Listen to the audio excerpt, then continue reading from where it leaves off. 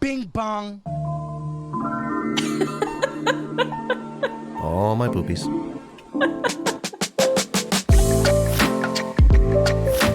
This is the iDanSimpson Show.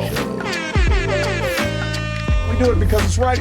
I love the diamond. His testicles became swollen. Based. Do not come. Do not come. I'm gonna come. Please clap. Please clap. Who's this man? This man in the hat. I'm gonna ruin this. You're a stupid baby down. Not Yeah. me. All right, this is Leftist Chill with me, your host, iDanSimpson. Today on the show, I'm inviting my own partner here, my significant other. She's wonderful. She's really great, and let's invite onto the show my partner, Melissa. Please clap. Please clap. Oh, I gotta change the info in the chat. Please clap. Welcome in, Melissa. How are you doing today, Mel? I call you Mel. Everyone else call you Melissa, though. These are the rules. Yes. All right, what's up? How are you? I'm good. Yeah. Having a chill day.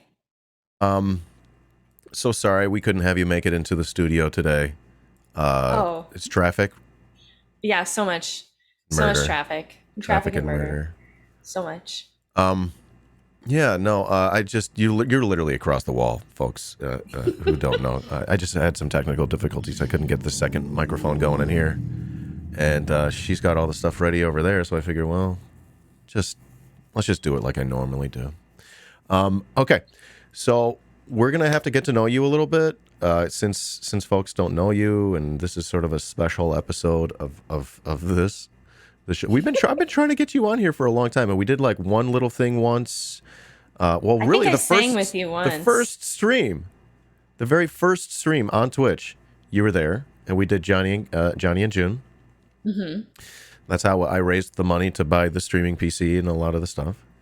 And then we did another one down the road, and then one other time we played Catan.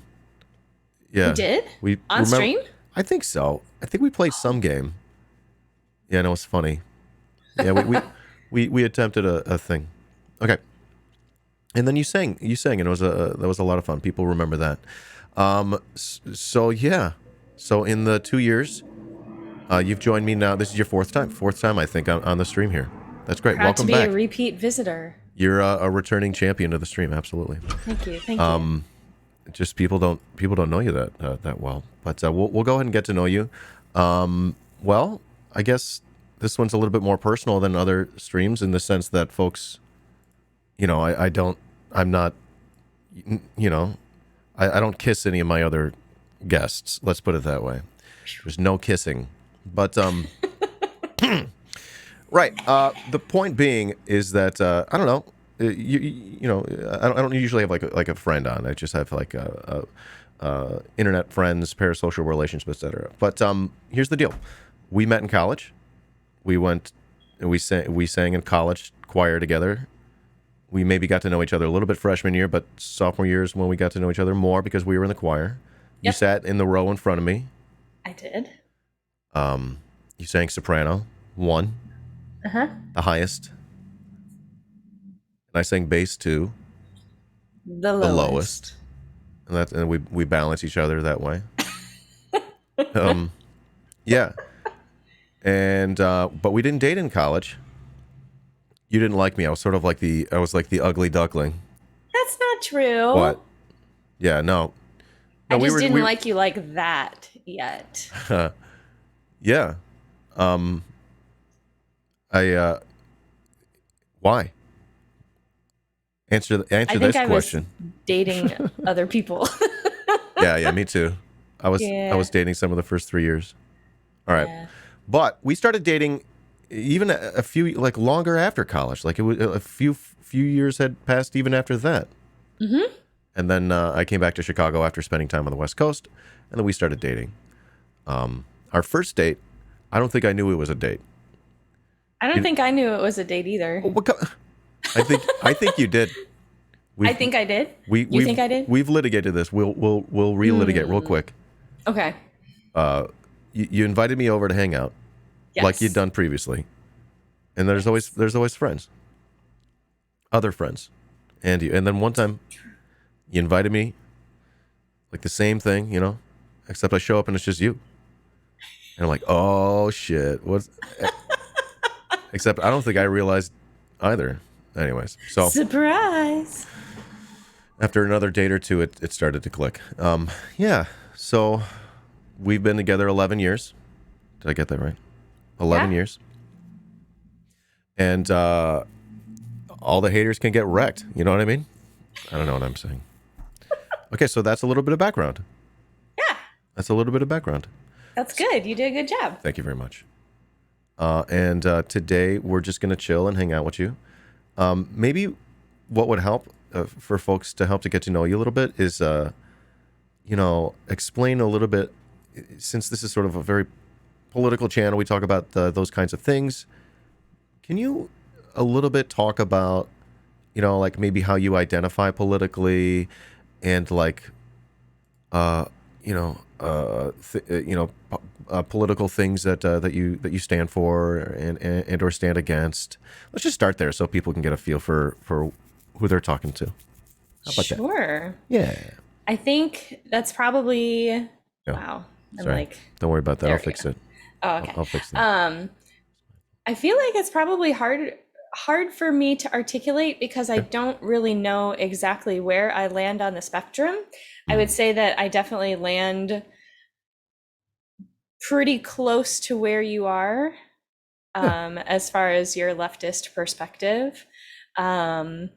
I am a huge advocate for social justice and equal rights for all people. Yeah, I think that pretty much sums it up. Cool. Yeah. You said leftist to me. Yes. Can you define in your own words what that means to you? What is a left? Ooh. Yeah. Ooh, you can get it wrong, and it's fine. I don't mean to like put you on the spot, and you can say no as well. I would say further towards further. Wait, what am I even trying to say? Farther than progressive. Okay. Cool. I think that makes sense. Yeah. All right. I was just curious how you like frame these kinds of things in your head. I don't think we've ever like, hashed that out. No. Yeah. It's probably because I'm not the best with my words in that way, and I don't really know how to articulate it out loud, but I guess it's a good place to try. Yeah. Okay. Now I'm going to say something, and I really don't want you to be offended. That's fair. We call people like you normies, and I don't mean that in an offensive way. What do I mean by that? Like, you don't sit and talk about politics like I do all day, every day, to like figure out all the dumb fucking differences between, tiny minor differences between these terms. And that the reason is because you're fucking busy doing important things. It's fair to say you're the breadwinner here. You work super hard. You got a couple different jobs that you do. Do you want to tell folks about what you do? Sure. So I own my own private music studio where I teach mostly younger kids how to sing well and play the piano and learn how to express themselves musically. So that's kind of like the big thing that I do that I'm the most passionate about. I also am a fitness instructor. So I teach bar classes on the side for a company called Bar 3. And then I am also currently undergoing my yoga teacher training certification so that I can bring yoga and movement services to my students, to my younger folk. Yep. Great. Oh, and I sing around in various places. You sing in the various places. You sing in one of Chicago's really, I don't know, better vocal groups. Really quickly, do you want to tell us about that? Yeah. Actually, I sing in a group called Common Pulse. They're based out of here in Chicago, and they're part of a larger organization called Chicago Artists for Action, kind of bringing equity to all people in the artistic singing sphere in the city that are typically kind of left out of the discussion. So it's a cool place to be. Cool. Yep. So that keeps you busy, and that's one of the reasons why you don't have time necessarily to like sit around and listen to a Kwame Ture talk for an hour, because when it's time for you to unwind, you don't want to do that, and I don't blame you. Like you want to unwind and watch the kind of show that you want to watch, and that's sort of like, that's fucking hard, because I don't know what I'm trying to get at here, but it's hard. Yeah. I get that, and I think that one of the most eye-opening things about, since you've started streaming and doing this whole thing, this experience, and you've been personally opening my eyes to a lot of different things that I would have never, and maybe you also wouldn't have been able to learn about had we not been granted a little bit more time and space. But yeah, I think that's also part of the whole construct, is that in order to stay afloat in this current society, we have to make ourselves busy, and therefore we cannot, like the majority of humans can't spend the time to learn about all of the things that are oppressing them, which is unfortunate and really awful. So, and not to mention, and I'm going to mention, but how we're the most propagandized people in the history of the world. So it's like, not only do we not have time to learn about these things, when it comes time to learn those things, it's hard. Like, they intentionally make it difficult. It's wild. You mentioned you think maybe I've been influencing you. Is there anything specific you can think of that maybe I've changed your mind or shifted you on, or you made you think twice on? I don't know if it's necessarily that you've changed my mind on anything, but just more information. Lots more information about the world, and I think it just kind of, I'm trying to think of an example specifically. Like the US's political overreach throughout the entire world. I always knew it was there, but I guess I never really fully grasped the full extent of it all.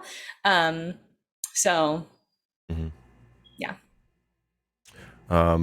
We just had the Supreme Court, fucking 6 unelected elite judges ripped away rights from millions and millions of pregnant people. What do you think about that? What do you think about that? What are your thoughts? I think it's fucking lame. It's absolutely ridiculous.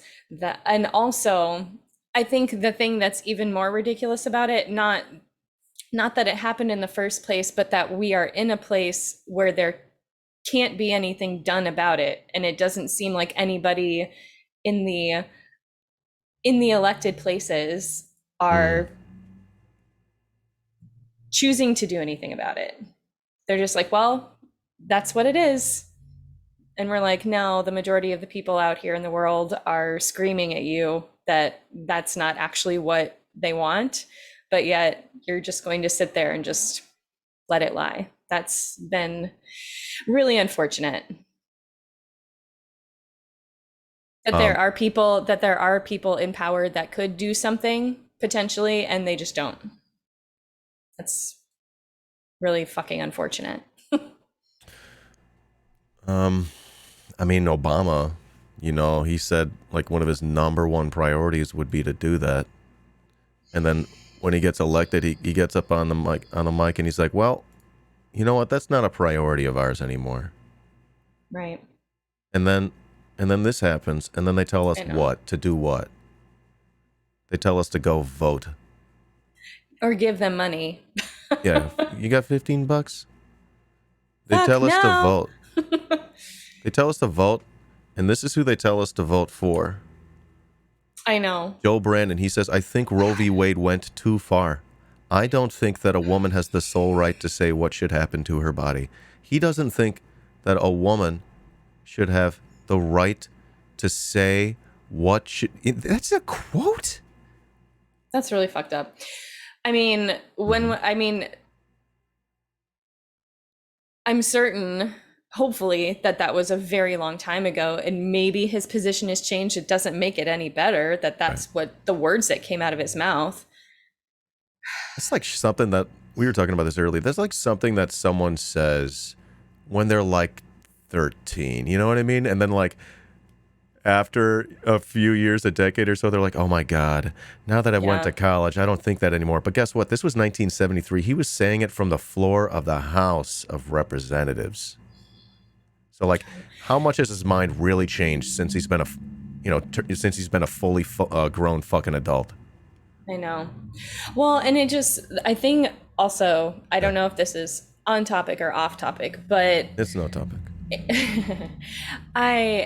It's so disheartening when, we both went to vote for him, and don't tell them I know you just ruined my leftist creds. Well, that was years ago. Yeah. Please. I was a different person then. So much has changed. Yeah.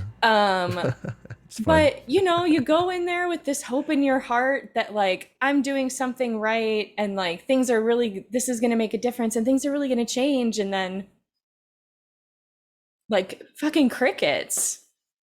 It's so sad, and he had such an opportunity to just go in there and shake some shit up, but he was the wrong person for the job, and of course he wasn't going to do it, and it's sad and stupid.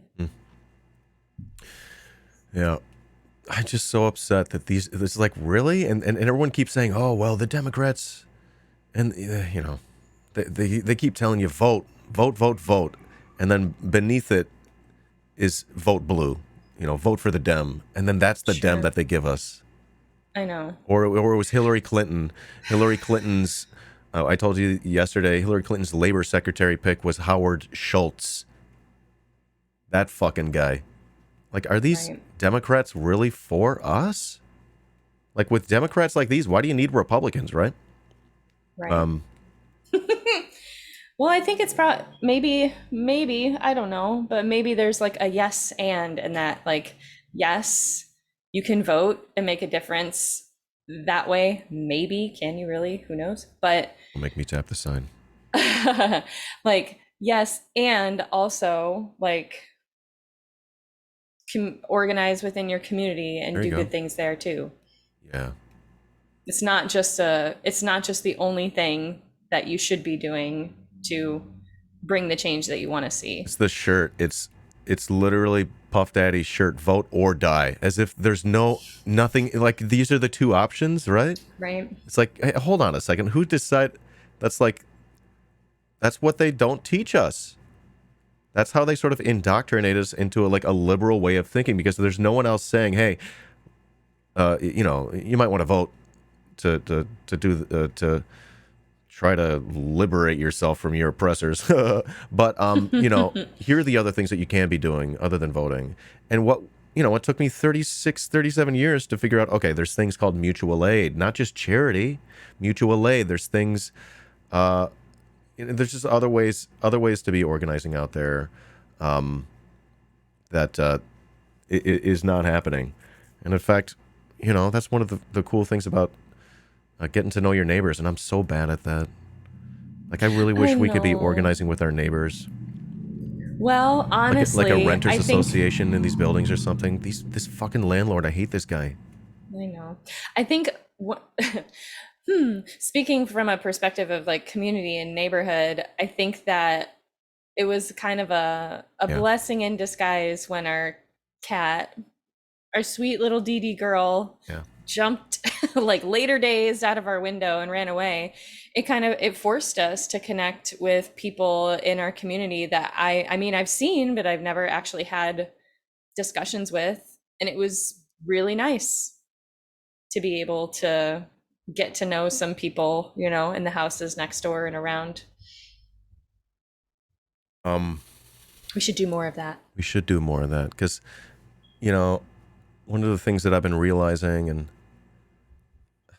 this is like one of these things that you don't just learn by like reading a book. This isn't like something that like Marx teaches me, or like Lenin or something.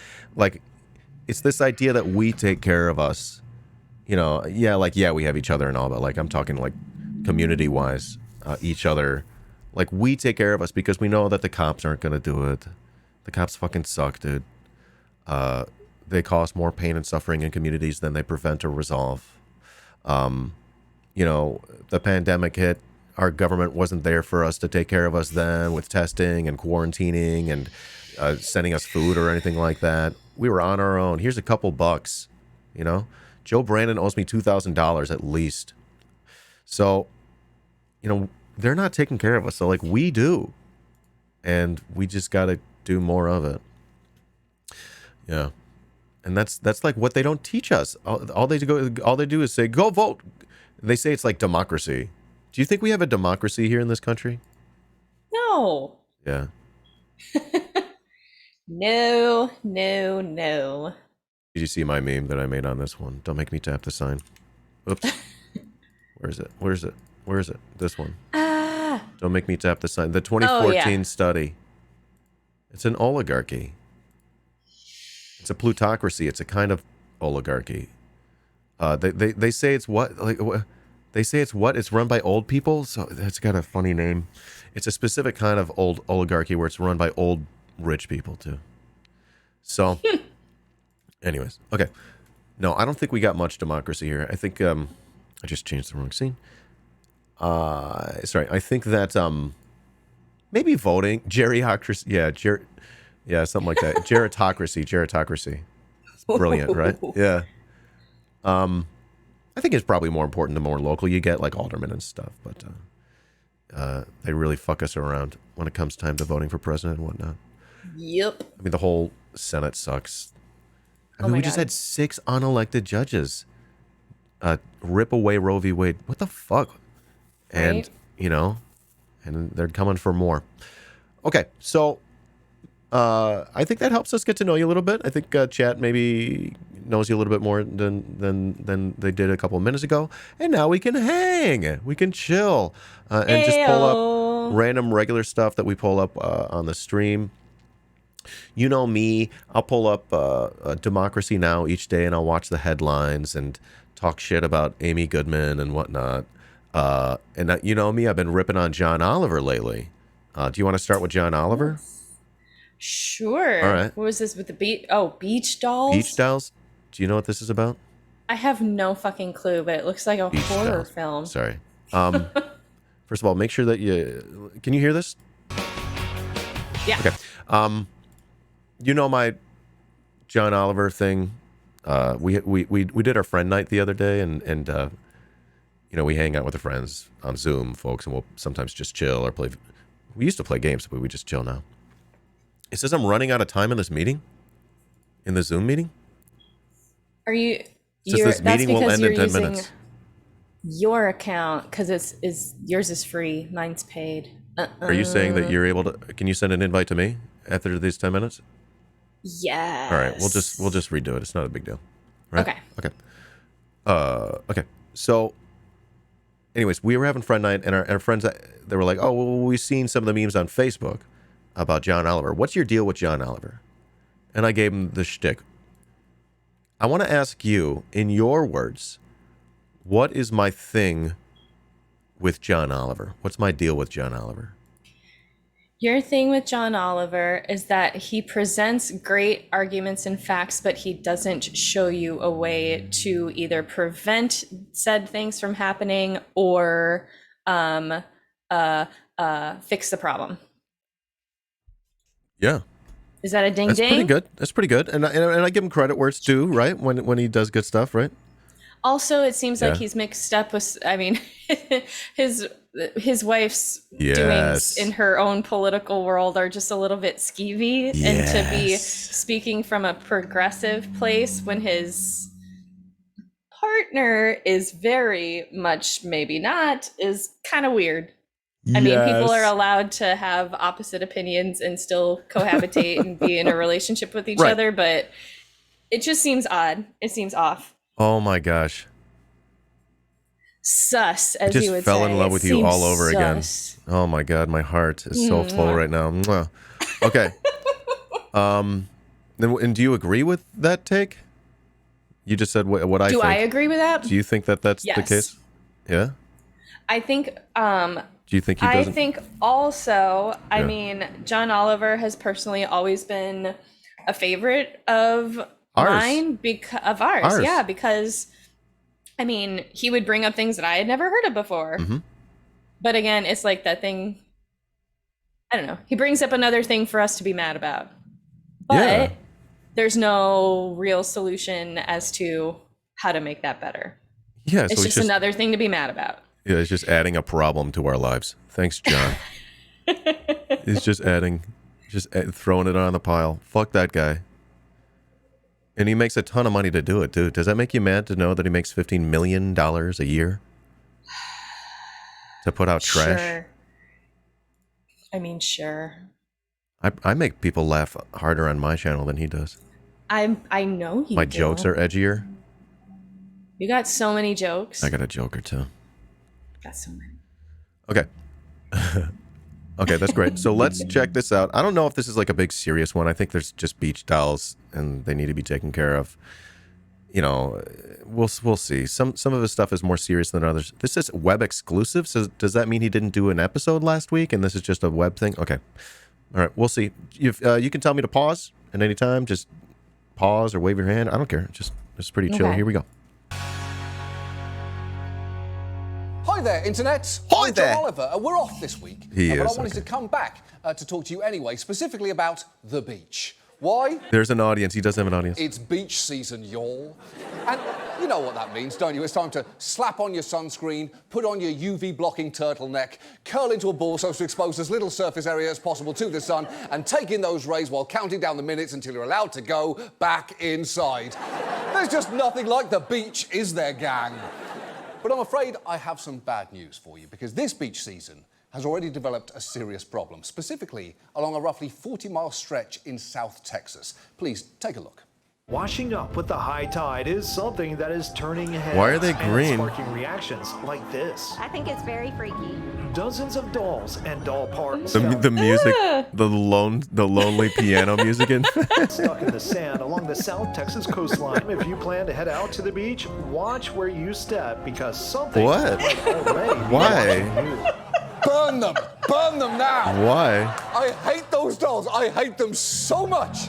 I am here talking to you fuck? about that in a week that we are off exclusively because I hate them. Though before I do that, I do have to very quickly give props to the local news production team there that put that segment together, because that piano music Yeah, piano. is both spooky and perfect. And it is the kind of amazing. attention to detail that really sets KIII apart from your peers. I've always Someone said under- that. But to get back to my main They point, understood the I assignment. fucking hate those dolls. Why are they green? I mean, look at this one. Look at its green war paint. Look at its blank eyes. Look at the fucking skull and crossbones drawn on its chest. What does it want? What does What? it know? This doll alone would already be an emergency. If it were just this about one to turn doll into an M. that had Night washed up, I would Shyamalan still be movie. doing this video to alert people to a gigantic problem. But apparently, according to the Mission Aransas National Estuarine Research Reserve, more and more of these demon dolls are now being found, and all the time. Its researchers normally survey this particular stretch of beach looking for creatures like sea turtles, but listen to its director explain what they have been finding instead. Sometimes it's got barnacles coming out of the eyes, or the hair's just halfway falling off. You know, stuff art. kind of what nightmares are made out of. I fucking hate it! I hate It's really not that bad. It just reminds me of Toy Story 1, you know, the first one with it's really not that weird. That's gross. Yeah. Whatever that is, that's not cute. That picture. It looks awful. Oh. Yeah. hate it so much! Look, if you had asked me 15 seconds ago, Nightmare fuel. what is the scientific opposite of a sea turtle? I'd have had a few answers for you. I might have said tortoise first. You know, because it's basically a land turtle. Right, kind of like left is the opposite of right, but they're both directions, you know? Or, you know, I might have said hummingbird, because it doesn't swim, does it? It flies, and also it's fast, where turtles, for the purpose of my thought experiment right now, are slow. Or, you know, I might have even said something like a tree, land thing, not an animal, good opposite. But now I know that the precise opposite Does he have of a sea live turtle- audience? Do you think he has a live audience? Or is that a laugh track? What a sad job to be the person that has to add the laugh track in for those jokes. What a sad job it is to be the person to like tell the jokes in front of nothing, and then for to know that they're gonna add the laughs later. What the? Is that a laugh track? I don't know. I don't know. It sounds stale. Turtle is this fucking shit! Which is, by the way, very clearly a sex doll. I get why the local news didn't want to say it, but somebody has to. That doll is different than the others in a meaningful, practical way. We gotta figure this out, chat. Does anyone know?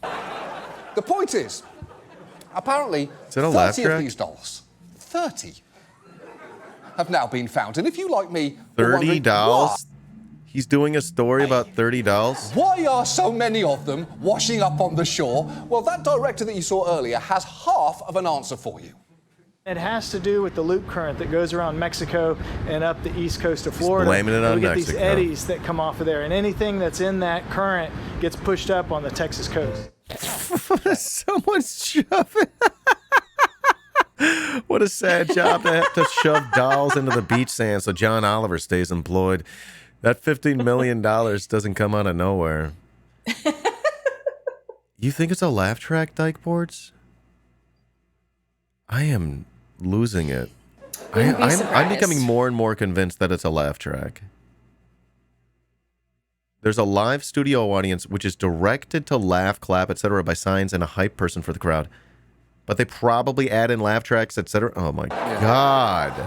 Yeah, except that's not what anybody cares about. I believe I could not give a shit about your unique loop currents. No one cares how the dolls got here. They want to know where the fuck 30, they right? came from. And the longer that no one answers that question, the more I think you're covering something up. Apparently, experts say it is unknowable and that these dolls could actually be coming from anywhere in the world. And now, I am very worried that each and every one of them is coming from a little girl who is 4,000 years old, lives on a floating Victorian house that haunts the Gulf, and holds the devil in her little heart. And if you saw more of these dolls, you would believe the same. Now, well, it brings me... His jokes are just like, what am I trying to say? Like apropos of nothing? Is that what I'm trying to say? They just like come out of nowhere. And they have nothing to do with it. It's just like, I wish his jokes meant something. I don't know what the deal is. He just says a random ass thing. Anyways. Whoops. Absolutely no pleasure to do this. I am now about to show you more of them. And at this point, I would advise you to leave. Get out of here. Click out of this video and look up, I don't know, an architectural digest tour of Jessica Alba's third most light-filled brownstone. Leave me here and never look back. Save yourself right now. And for anybody who has stayed, this is... Okay. We lost ya. All right, we lost her, so we gotta... She's gonna email me. She's gonna email me so I can get in. I don't have a pro account. I don't have a pro account, so I got bumped off.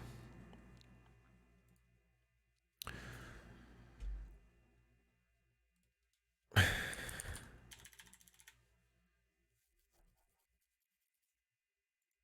think it's a laugh track? So weird to me. I'm like, it's really getting to me now. His jokes are literally just as nonsensical as Family Guy cut. Yeah, but the Family Guy cutaways were like funny because they illustrated it and like took you there. And it was sort of like a funny thing. But he's just like, he gives you the idea. It's not funny. It's a live audience. During the lockdown, he recorded without audience and there was no laughter. Yeah. I don't know, maybe. It's like an I don't know. Okay. Join with video.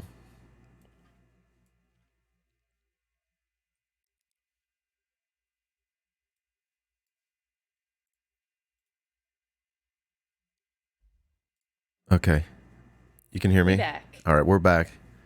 Thanks. Sorry about that. I didn't realize Zoom, I guess, started doing that again. Limits on me 40 minutes, I guess. Yep. Okay. For free accounts, yes. But you pay for it because you teach. I do. Yeah. Okay. Well, sorry Pay about the that. people. Thanks for getting back in. And I think we're ready to continue with the beach dolls. I'll back up about 10 seconds. Beach dolls. They're talking about Jessica Alba's $17 million home. What would we do with $17 million? I don't even know. Yeah. I don't have words. I'd order in tonight, that's for sure. Maybe we'd have an actual silverware drawer in our kitchen. Yeah. We'd get a Check. silverware drawer. There would That be... would be fantastic. We would definitely have in-unit laundry. Oh, fuck yes. Yeah. And a dishwasher. Yeah. Yeah. And AC. I think our floors would be level as well. You know, if we don't... Yes. If you put a marble, it's not just going to, like, take off like a roller coaster around the apartment. Okay. It's really fun. They're saying silverware drawers is for the bourgeoisie, for the owning class. What do you think about that? I don't know about that. Spell bourgeoisie. Go. What? Spell bourgeoisie. Oh, fuck no. I'm not even going to try. All right. Same. I never do. I fuck my way through it. All right. Beach dolls. Alba's third most light-filled brownstone. Leave me here and never look back. Save yourself right now. And for anybody who has stayed, this is now on you. Because I'm about to give you a baby parade that you are going to regret seeing. Terry. There is, as we've already seen, Green Pirate Baby, which, in an extremely ominous sign, seems to Why are they green? It looks like some kids took a marker to them. This is weird to me. growing larger. There is also my personal enemy, Barnacle Baby. Now, you might think that that's just sand and debris on the rest of its head, but if you take a close look, you'll see it's actually even more barnacles growing out of it. You know, it's like when wasp eggs hatch inside of spiders and eat them from the inside out, except somehow much worse. Next, there's Barnacle Baby number 2. Now, this one is honestly not quite so bad, is it? But it Look at the seems to eyes. exist The eyes only are to lull pretty you good. into a false sense of security. So Barnacle Baby number 3 here can rock you to your very core. And by the way, don't go clicking out of this video now to go peek around Jessica Alba. That looks like the what's it character from the 50s? Yeah. Big Boy? Big Boy. It looks like Big Boy a little bit, but different.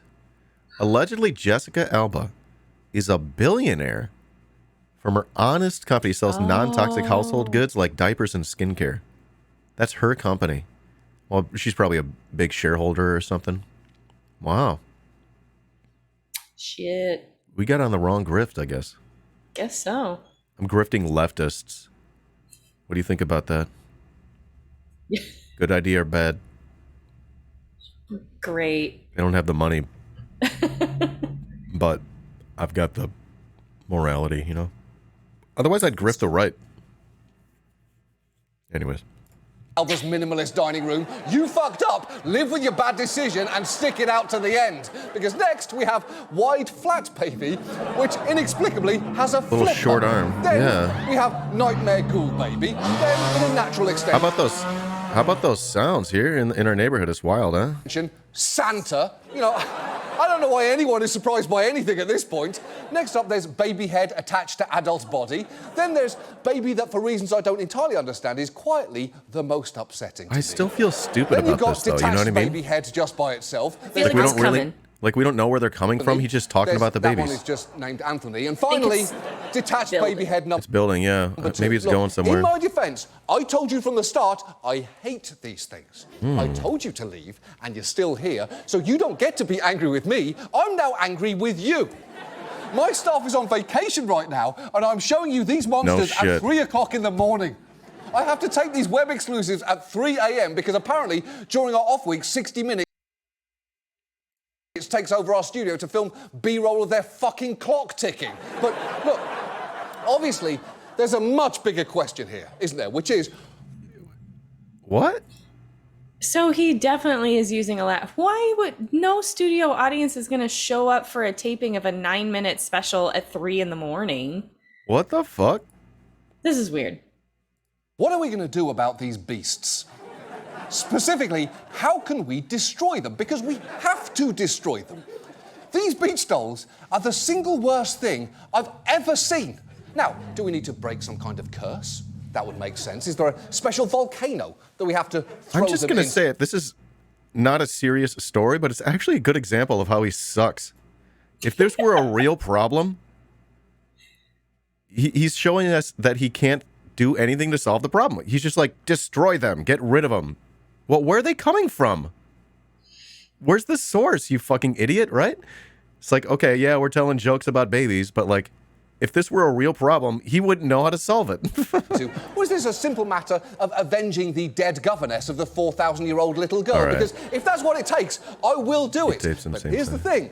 I'm afraid I have a final harrowing twist here. He's gonna bring that little. He's gonna bring that little creepy girl back one more time. That's how jokes work in threes. These dolls may unfortunately no longer be contained, as some are now scattered among different owners, because apparently you can buy them. Every year we host a fundraiser for the rehab facility for sea turtles, and people actually buy these things. So we had a doll head that was a pretty good size, and somebody paid $35 for it. So all of that goes towards rehabbing sea turtles. Stop acting like you're saying something fun. Oh, and first, would you like to know which doll head Russ? specifically sold for 35 big ones? Because it's this one. Of course it is. Of course it is. Incredible. And let me be clear, that sex doll head and the person who bought it need to be thrown directly into the middle of the ocean. Second, I simply cannot trust the anonymous buyers of these dolls to destroy them. Thirdly, I quite like sea turtles, now mainly because I know that they are the exact opposite of this. I hate this so much. I hate it so much. So with all of that in mind, Mission Aransas Reserve. I'm dying This over here. is my firm offer to you. We will reluctantly buy all of the remaining dolls that you have, normal or sex, with a $10,000 donation to the Turtle and Marine Wildlife Rehabilitation Program. That's right. We'll do it. We will do it. And then crucially, I promise, we will figure out the best way to destroy every last one of these pieces of shit for you, for all of you. Thank you so much for watching. Happy beach going, everyone. We'll see you July 24th. Goodbye. All right. He's donating 10 big ones, 10K to an organization that does good work. That's true. My parents used to help rescue sea turtles. They would be very, very pleased to know that there's some money going into that. It's going to be harder for me to convince them that John Oliver's trash. True. Yeah. I don't think they watch them anyways. No? That's good. I don't think so. They watch MSNBC. We were over there yesterday watching MSNBC. I'm like, this is how the brainworms get in you guys. What are you doing over here? That's how they get you. That's how they get you. All right, that was John Oliver. Allegedly, he tapes them at the same time as the show and then releases them on web only. Fancy. Yeah, that was just... I guess I don't... It was weird. He was joking about the 3 a.m. thing. All right. Any questions from chat for Melissa? Let me know. Woo! AMA within reason. Do you like Bill Maher, Melissa? Do you like Bill Maher? I've never really paid attention to Bill Maher. That's so good. I don't know if I like him or not. Don't start now. Too late. Follow your gut on that one. Okay. Keep it up. Keep it up. Keep it up. Okay. Yeah. You still doing okay over there? I'm doing great. All right? Nice. Someone asked in chat earlier, I think it was Rad Left Dad, what you think about me becoming a meme queen. What do you think about me becoming a meme queen? I think you're the best meme queen. Oh, really? You're such a great meme queen. Do you know of other meme queens? No. No. You're the one and only biggest, baddest meme queen. Oh my gosh. That's sweet. Thank you. Do you have any memes that I've made that stick out to you that you liked? There's so many. Just how can I pick just one? You can't remember a single one? No. That's not how my brain works. You know this. Information goes in and then it goes right back out. Do you like memes? Do you see the memes on the internet and go, that's funny? And like, yeah, I like a good chuckle. Yeah. I like a good chuckle sometimes. Yeah, we got Rad Left Dad in chat right now, helping me to become the best meme queen I can be. Right. Rad Left Dad's got the 2 twin boys. Did you tell him with the bucket hat? Did you tell them that I was the one that recognized the Eminem song from those lyrics right away? Not yet. I didn't get it. Rad Left Dad made a meme on, with one of his kids, and one of the kids was like writing, and it was really funny. And I didn't get the meme that. What was it? Something. It was an Eminem song that featured Dido. Yes. Oh, called Stan.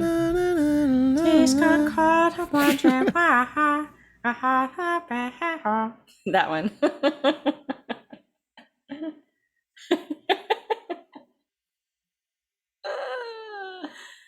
Oh man. That's awesome. I hope someone clipped it. Okay.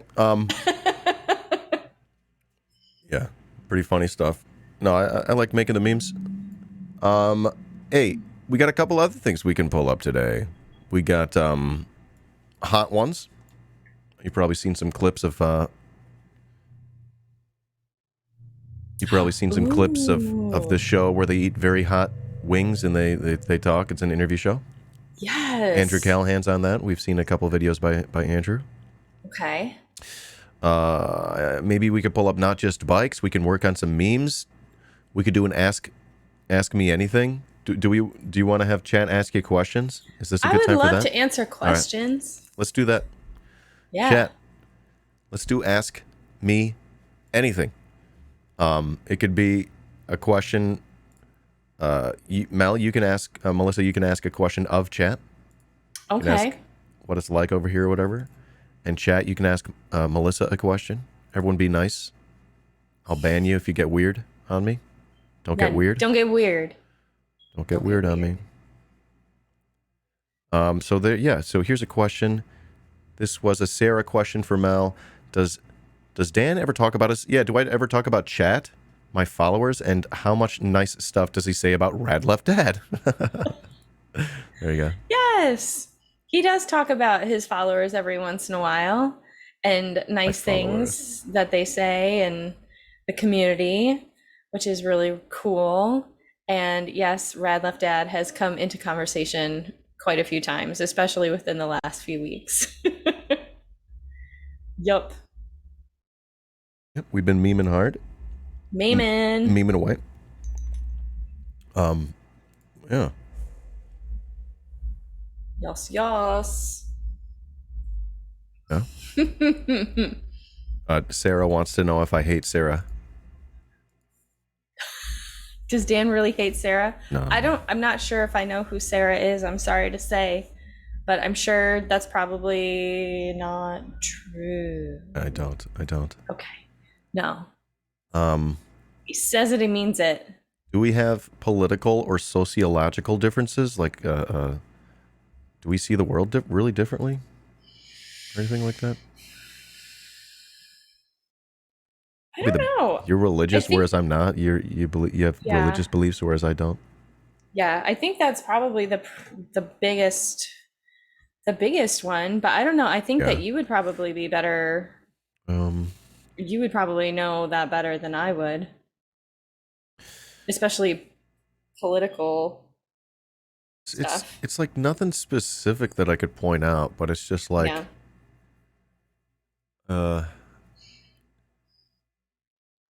probably are different. Like, I don't know how to put this, but like, if we disagree about something, it's just probably because, well, one or either of us just doesn't know enough about it. I think that's probably true. It probably cuts both ways. But I don't know. I can't think of anything specifically. I can't really either. But question in chat: revolution or reform? Ooh. And I think that for the longest part of my life, I would have probably said reform, but the older and more informed I become, I would say that that's not feasible.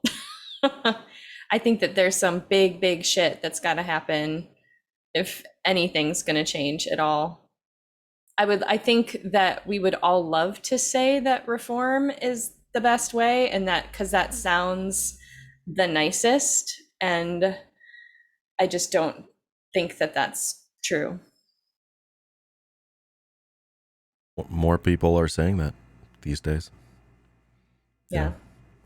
Well, and I think that the people that say that reform is possible are jaded in some way, and not either they haven't been presented with the real facts, or they're not willing to see that for themselves. Right. I mean, like, reform is possible. Sure. But is it going to solve our problem? Is it going to come close to doing what we need it to do? Like, we can put Band-Aids on those bullet wounds. Yeah. That's sort of how I think about it. Yeah, and that's fundamentally the difference between liberals and leftists. You know, liberals, again, when I was a liberal, I thought I was on the left. Because I'm like, oh, well, the opposite is Republicans. Mm-hmm. And then there was a bunch of weirdos that were calling me a shitlib, and I'm like, what does that mean? And I'm like, oh, y'all are lefter than me. What's this all about? And then I had to go figure out what that was all about. And it's like, oh, it's not about just voting. It's about revolution. We're little tiny revolutions. Whether it be organizing the workplace, unionizing, whether it be, mutual aid. In our city, we got those like refrigerators, with full of food, right? You ever drive past those, right? What does that do? That means that people who need food to live, they don't have to go to the store and pay someone who's literally profiting from that transaction. Can we get to the point where, like, when it comes time for someone to do a transaction to get something that they need for, like, their basic needs, that someone's not profiting from it? I don't know. That's my thing. Yeah. Dan, how has Dan's choice to stream impacted your life, positive or negative? If you want to share, there's a question from Boof. Sure. Big love to Boof. I think as far as the positives go, I think that his time that he's been able to spend informing himself has definitely spilled over into our time together. He's been able to educate me and inform me about a lot of things that are really important. And so I think that that's super valuable and wonderful. I think also positive is that he has been able to really channel a lot of the things that he does well into something that he's very passionate about. And that is like really wonderful to see, being a partner on the other side, just seeing him thrive and like really enjoying something. So, oh my goodness, am I gonna get misty-eyed? Oh, you were amazing. Thank you. Yeah. Oh, look at you. You sweetheart. Thank you for saying that. You're welcome. Oh, you're just amazing. Yeah. Aww. And I think it's really cool to just see him doing something that he's really good at. Oh. I'm very proud of you. I'm really good at yelling at people on the internet and telling them that they're stupid. Yeah.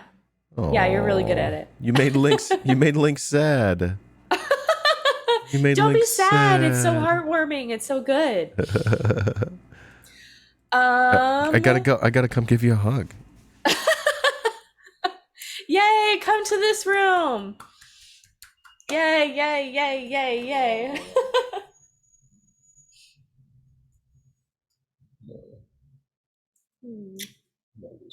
I love you so much.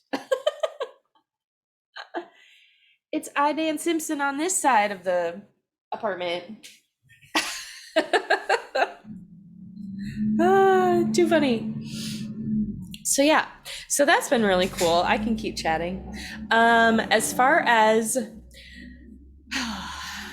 negative, I wouldn't say it's necessarily negative. It's just been different, I think, for both of us. At the start of the pandemic, both of us had to make a pretty big shift into how we were doing the things that we were doing. So most of my client work is done in person, or has been in person for a long time. I was teaching a few people on the internet for a while, but all of my work went completely online. So our living situation, we had to really, I mean, we're living in a small 2-bedroom apartment with not a lot of space and a lot of things. So we had to really accommodate and move around. Yeah. So actually my office was in his room that he was in for a minute. Yeah. And then he was out here in what is our dining room space. And then we had to make that shift happen. So it's just like a lot of moving around and acclimating to different things, but it's all good. It's all gravy now. It's, and on the flip side of that, because he is in his room all day, you know, I don't get to see him that frequently when he's in his space, but I mean, that would be expected if he's out at a place working too. So. I want to tell you about this website. It's called twitch.tv/iDanSimpson, and you can watch me when I stream during the day. I do that sometimes at my lunch break. Yeah, I love it when you pop in. And you can lurk. You can lurk too. That's fine. You don't always have to say hi in chat. True. But no, yeah, it's not the same as seeing me. I get it. Yeah. Mel, are you a deep state operative playing the long games? You can compromise me before I can ascend to power. No. We'll put But that would be put that to an bed. excellent, a crazy long game, wouldn't it? Yeah, that would be a long game. Ooh. Mel does not have a subscription. Yeah, she's not Oh yeah, subscribed. no, I don't. Okay. But how about yeah? That's what an operative would say.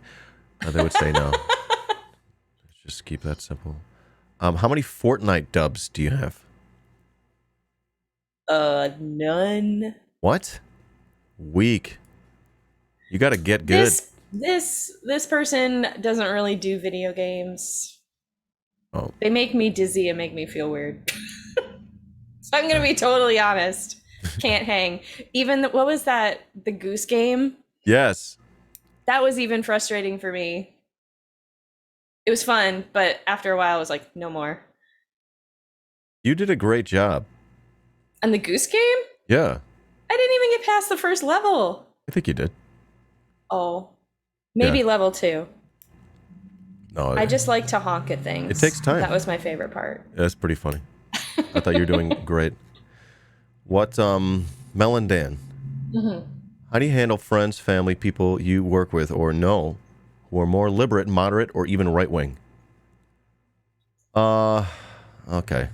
Yeah. Here we go. Well, there's sort of like a lot of different answers to that question because a lot of different types of people. But like, how about we go with your white right wing family? I said white, which is accurate as well. My right wing family? Yeah, you're like. Oh, I was like, hold on. Your cousins. Yes. Yeah. We currently don't really have a relationship with them right now. I don't know if that's by choice or just by omission on both sides that we've kind of just, but there's also been some other family dynamic things, like people in the family have passed that were typically like more of a glue that would hold things together. So I don't know if it's a true political thing or if it's just the natural ebb and flow of how families work as time goes on, but I don't know. To give folks an idea, they're like, I don't know, they're just pretty faithful Republican voters, sort of evangelical types. Yep.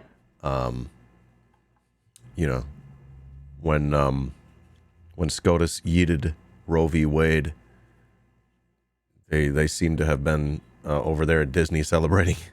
Yeah, I honestly, Because I haven't talked to them in so long, and I actually personally haven't had a discussion with them about any sort of politics. It was just kind of like understood that was just at family gatherings. That was not a place that we went, because my father and my uncle in the past had contentious headbutting events at some family gatherings, and there was some not talking for a while. So it was just kind of understood that it wasn't brought up or discussed.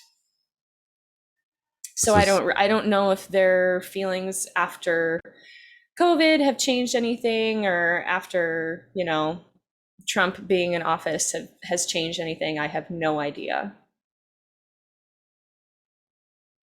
But,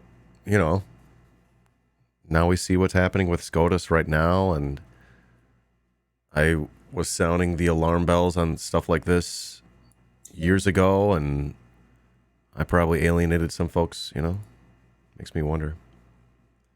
But,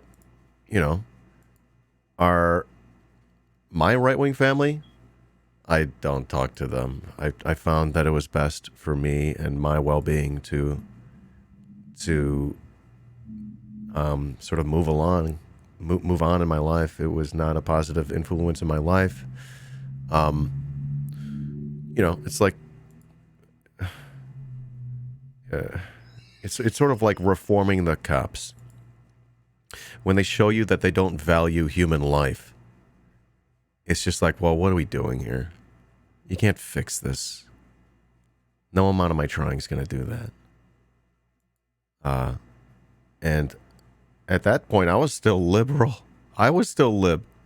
I still had a long ways to go, and I probably still do, but like, it just, and of course, I've only been, I've only allowed myself, I suppose, to continue to explore, ideologically what it means to attempt to solve the world's biggest problems, and it just felt like that was all holding me back, and again, it was a negative, like, influence in my life in the sense that it was just toxic, and I don't know, but in terms of our friends, how about friends that are more liberal or moderate? I don't hold back. I just tell them what I think. I have no breaks. At the end of the day, I think to myself, these people probably will never hear anyone like me talk, and they may actually be open to it. So as long as I've got nothing to lose, I'm going to tell you what I think you should hear from someone.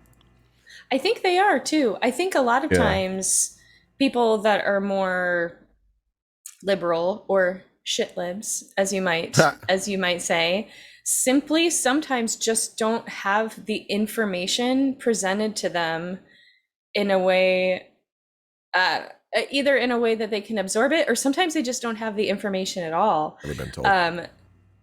So I think that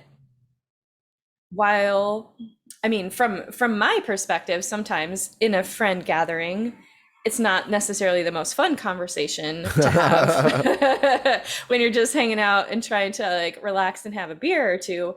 But I think it's important, and I think that I would say that in our close friend group, I think that they respect you for it, and they really do value your opinion. I can see from the flip side, kind of from their perspective, how they appreciate it. So that's cool. Yep. Yeah. Yeah. It just seems like throughout your life, you've just been less willing, I guess, to go down those roads and talk about those kinds of topics. Whereas I'm like, I'm unashamed, I'm unabashed. I'm like, we have to be talking about this. I think that's I'm not like good girl Midwestern thing. And I'm the bad boy. Arr. That was weird. That was cringy. What's the most annoying thing that I do that you're willing to talk about? They want dirt. Give them the dirt. Oh no. I promise not to turn it around on you. I'll let you say You can anything. say- I'm not gonna. you can- I'm not. It's not about you. It's about me. The most annoying thing that Even if it's Dan something does- annoying that you do, I can't. I'm not allowed to turn it around on you. These are the rules. I made them up. Oh. One of the most annoying things is that you leave your clothes everywhere. That's it. That's pretty annoying. All right. I can fix that. Yeah. Instead of putting the clothes in the hamper, he puts them on top of the hamper. Not inside. Well, But it's I didn't just buy a the lid. hamper with a top on it. Well, I Sorry, bought you're it right. with the I did lid it. so I you did could it. cover it up. Jeez. All right. All right. You'll see fewer clothes on the Cool. floor. They want more dirt. More dirt. All right. I'll allow it. I'll allow it. He snores really loud. Oh. Gosh, damn it. Really loud. I have audio proof. I do. I didn't give you consent to Okay. record me. Well, sorry. Are you? It's typically for my own enjoyment when I want to chuckle. Okay. I'm glad that didn't go somewhere else. How you doing on time? I can hang for like another 13 minutes till about 2:30. 13 minutes. Well, then Yeah. I don't know what we okay, then maybe we just chill. Okay. Because I don't know. I can pull up a not just bikes. There's a shorter one. I've been talking to you about this channel. I've been meaning to watch something with you. I think this will be a good chance to do so. I can find one of the shorter ones and we'll go from there. Okay. But I told you about this guy moved from London, Ontario, Canada, to the Netherlands, and it's just like they seem to just have a better life. I don't know. It's just like much better now. Let's go to this one about the bikes itself. Yeah. Okay. Do we have any pets? We've got 2 cats. We have 1 cat, excuse me. I know. That's doubly sad, honestly, that I just said that. It hurts so bad. All right. But when we lived in Toronto... All right, here we go. Not just bikes. She say she a bike. She say she a bike. Who washes the clothes? She This does is more our of the Dutch laundry. bicycle. I need to pick up It's my an slack. Oma-fiets, literally grandma bicycle. Oma-fiets. Grandma bicycle. What were you just saying There is about the really laundry? nothing- I was saying you do more laundry. I'm sorry. Who washes the This- clothes? Here's the question. Mel does way, way, way more of it, and I need to pick up the slack. Nothing special about it, at least here in the Netherlands. But Don't in you want a Canada, bike like the that? US, or many other countries, Doesn't it look chill? this bike would be very unique indeed. If I and felt comfortable bicycles like this riding a one bike really in a surprised me the designated first bike time lane I like visited that, the Netherlands. yes, I would ride a bike. You are breaking my heart right now. So you're telling me it's literally because you don't feel safe. No, absolutely not. Are Yeah. you kidding me? One of our friends, well, you know the story, maybe chat doesn't, Mm-hmm. but one of our friends was hit by a taxi, went through the windshield, Oh my god. and he left his teeth in the dash of the car. His face was so fucked up. Yeah. It was like he looked like a monster from a Batman movie. So after Yeah. that, I'm like, I am never riding a bike in the city ever again, period. But there's like no cars over here. It's just Yeah. pedestrians walking, plenty of space for them to walk, and then little Yeah. lanes for the bikes. You would feel comfortable on that. Absolutely, 100%. I would too. Yeah. I totally get it. Guess There's a what? good We don't have that here, and they have it in the Netherlands. Would you like to move there? Reason for this uniqueness. In the Netherlands, Let's go. bicycles are seen as a tool for everyday transportation, a way to get from point A to point B quickly and efficiently. Look at that. Isn't that In sick? most other countries, bicycles are used primarily for sport and exercise. This one difference explains nearly everything special about a bike like this. Now, it's not like this is the only kind of bicycle you'll see in the Netherlands, of It's course. the best one. There are many others, including e-bikes, cargo bikes, hand cycles, and you'll definitely No. see road bikes used for sport too, especially on weekends. Nerd shit. But for everyday urban transportation, this style of bicycle is by far the most common. So what makes this bicycle so different from what you might be used to? Sorry, we live next to a loud street, folks. And she doesn't have the Go XLR with the noise gate. Well, the primary difference is that this is an upright bicycle. It's built to ride in an upright sitting position. This is an inefficient position that will not transmit maximum power into the crank during a pedal stroke. Plus, no it's road totally bike, not aero. But who cares? Like a racing bike. I don't give a shit. What the upright position does provide is comfort. The handlebars on this bicycle are high up and swept back, making it extremely comfortable to ride. On this kind of bicycle, you almost pull up and back on the handlebars rather than putting any weight on them. Let's go, you know? This is just a more comfortable way to sit on a bicycle. Yeah. And the design is very similar to the original safety bicycle developed in the UK in the late 19th century. It ain't broke. Sitting upright also makes it easier to see what's going on around you, which can be safer when cycling in busy urban environments with lots of other people around. Riding this way lets you wear any type of clothing you'd like because it's no different than sitting in a chair, which is why you see most people in the Netherlands dressed for the destination and not the ride. This bicycle has a step-through frame, meaning that you can get on and off it very easily without having to swing your leg around like you do on a bike like this with a crossbar.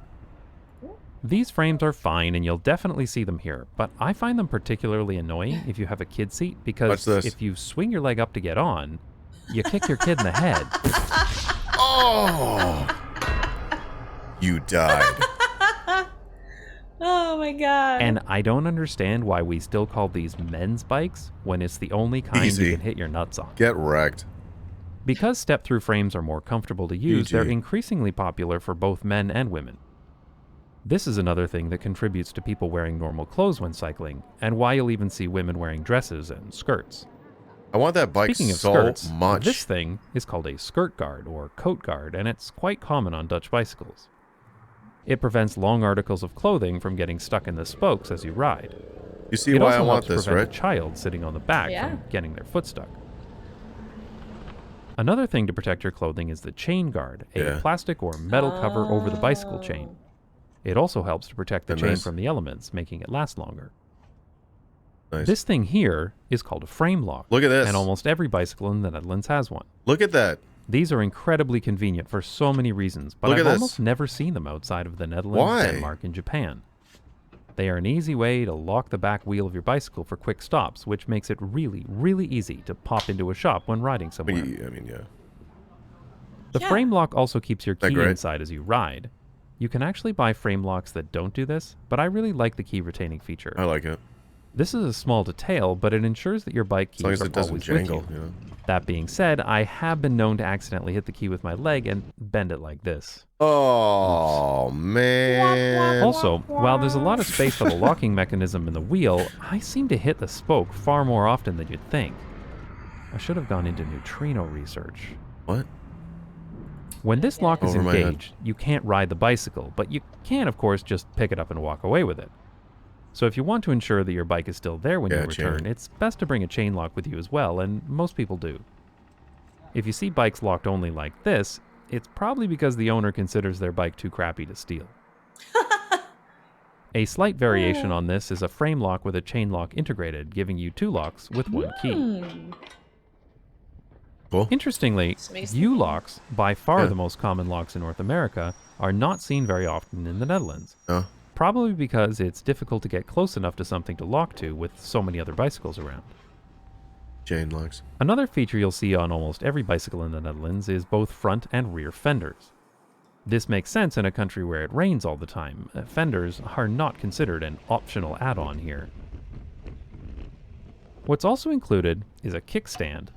Almost every bike comes with one. Over the fender, you'll usually find a rear rack, though some bikes have a rack on the front. Ultimately, these bicycles are meant to be useful. Well, look at the infrastructure. So panniers at the back, we don't have or a that. box on the front allows people to carry a surprisingly large amount of stuff.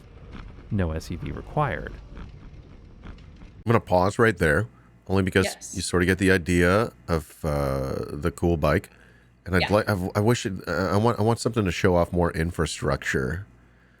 And I don't have one in mind. Well, yeah. It's also just part of their culture too. Like even the people know to like just be more aware. Right. Of bikes around you. Yeah. I mean, you know, in Chicago, it's been pretty rough lately. Oh my God. Always has been. It's just a car city, you know? And it's not great for walking or biking because it's not designed for it. I wonder if there's a good one that y'all have in mind. Chat, maybe? Dutch cities are better. Let's just try this one. Is this them? I've never seen their face.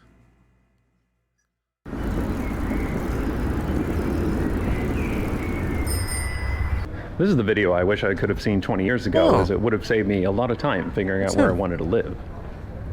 Which is here, in the Netherlands.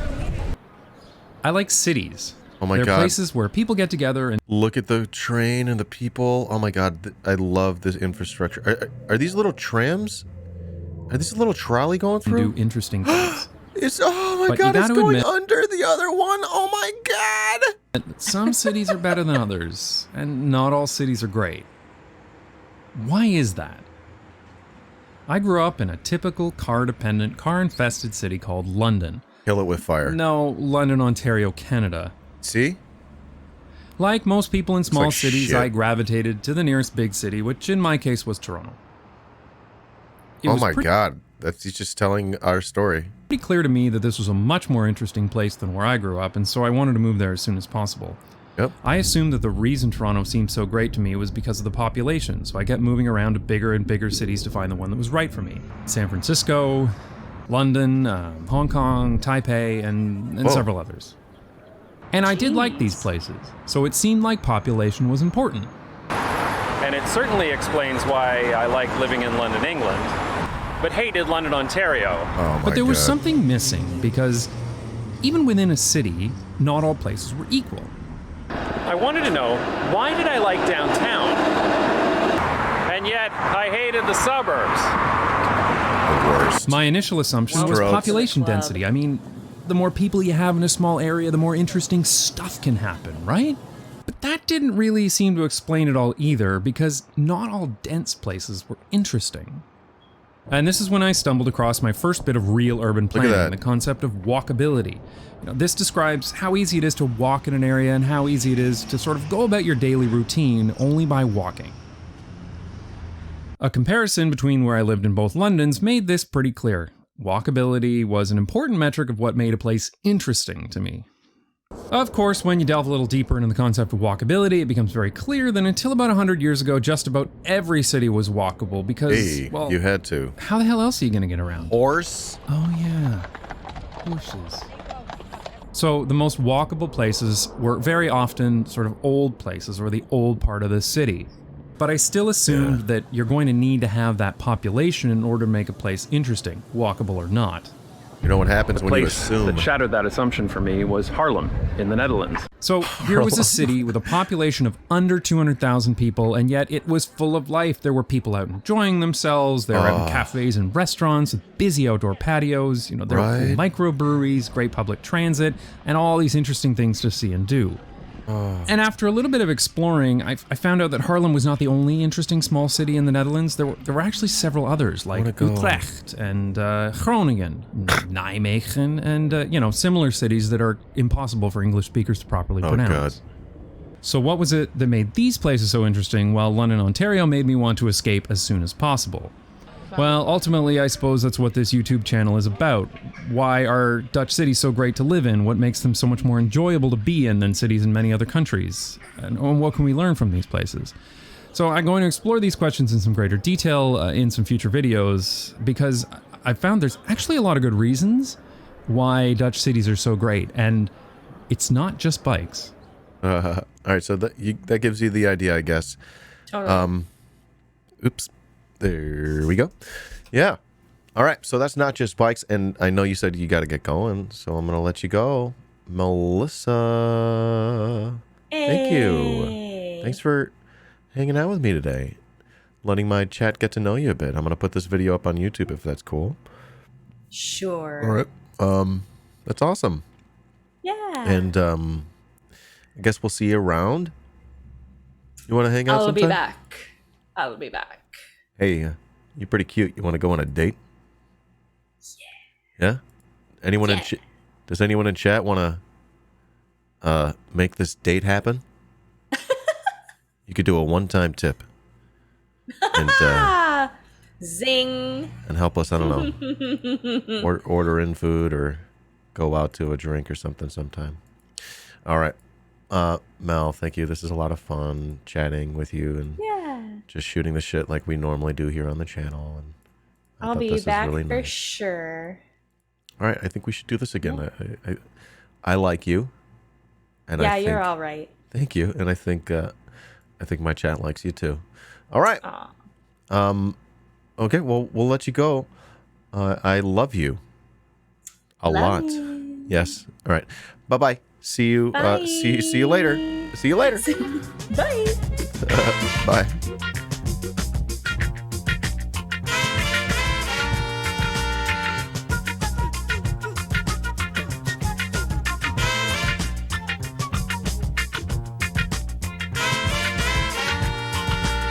Hey guys, your face.